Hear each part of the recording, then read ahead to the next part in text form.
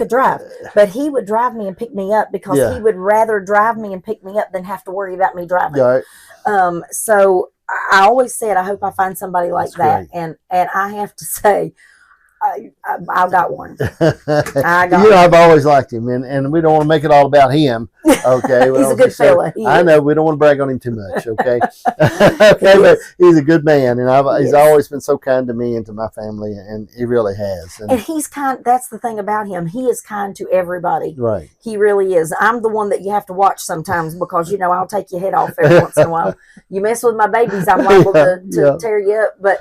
He's always been the yin to my yang. We've always just been really, he's calm, and I'm the one that's a lot more high-spirited. But we've always been able to mesh. We don't argue. We don't fight.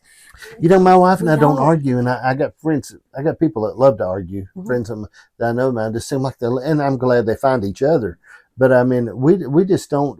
I kid her a lot of times, and I'll say something to her, and she gets so mad when I say, we don't fight as much as we used to. She'll say, I hate it when you say that. She'll say, I said, see right there, you want to fight. Yeah. I said, but I think because here's what I look at. I think respect.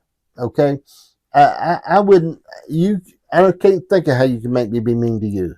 So why would I be mean to her? Right. But I think, too, when we do, and my problem is I sound a little gruff sometimes. And I was expressing my opinion to a guy the other day, and I sounded a little gruff as I began to share with him. And I apologize. I said, I apologize if I sound gruff. I don't mean to sound gruff, but I do a little bit. And then if I'm dealing with my family, I have to make sure. Because people that love you, you can say something even in a small way, and it has a greater effect on them.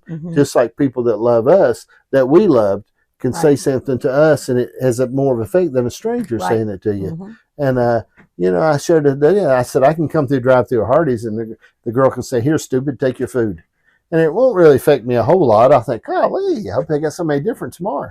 But if somebody I love says it to me, it kills you. It's like, that breaks my heart. You know what I mean? But I think that point of serving each other in marriage and being there for each other, it makes it over the long run. But there's a different thing now when there is you and him, and you sort of got these. I always see it as this point in marriage early on when you're having babies, and that woman's having all them babies. The man's got a little buffer zone.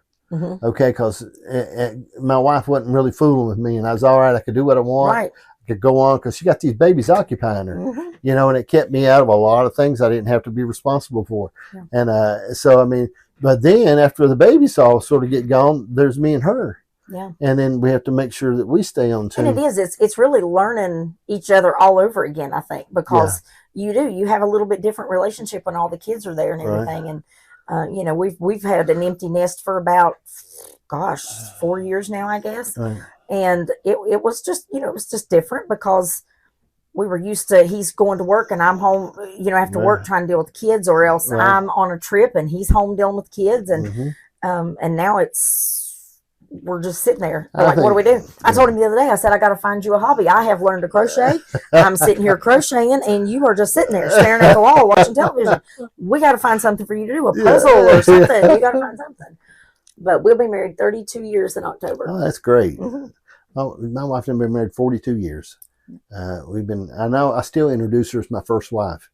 I said, somebody said, why? I said, well, I don't want her to take it for granted that her spot is secure. Well, he tells everybody that he's been married twice, because we actually on our 10-year anniversary went and had our vows renewed, and we were going to do that every 10 years, but then life happens and you just get busy, and we didn't get to do that. But my wife tries to talk me into that stuff all the time about renewing our vows. I said only if we get legally divorced, and really make we'll sure do it all over again.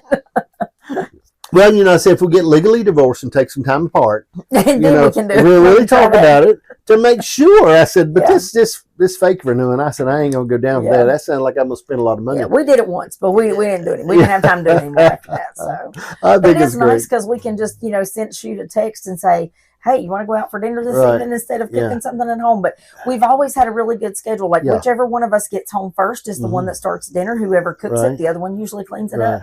And we never really set that rule. It's just, I guess, like you said, a mutual respect that we had for each other. Well, hey, I was late getting home. You were nice enough to cook dinner for everybody. I'll clean up the kitchen. You go sit down and relax. And we've just always sort of done things like that. So. Janice and I argue over the dishes sometimes because I like to grab and wash them, and she'll want to wash them. Because I cook and she does the dishes, and I'll try to do them in between, and she does them. She'll do them while I'm cooking.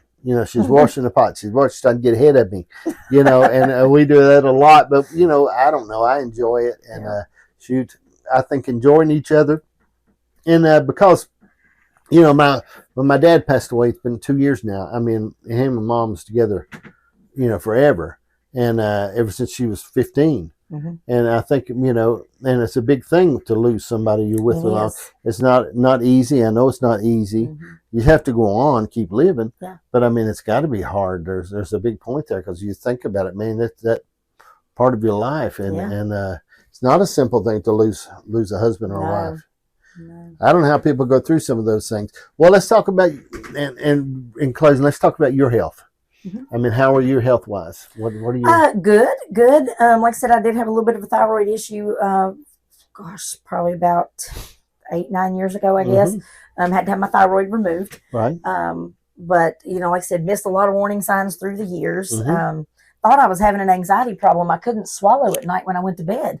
And so I would get up at night and eat, so I could convince myself that I could swallow. And I said, Lord, Brian, I think I'm losing my mind. I can't swallow at nighttime. It's probably anxiety or something like that. But I actually had a benign mass on the thyroid that they had to remove. And I have a little bit of a permanent hoarseness because of that, which I've kind of struggled with because, I'm a singer. I've sung my whole entire life and can't sing like I used to. Maybe a smoker's voice. Like a smoker's voice. It's kind of raspy. We have to go singing blues or something. Yeah, well, and I can sing, 1 or 2 songs, but after that, I'm just kind of worn out and I can't do it anymore. But otherwise, very healthy. Good. Lord's been good to me. Good. Yeah.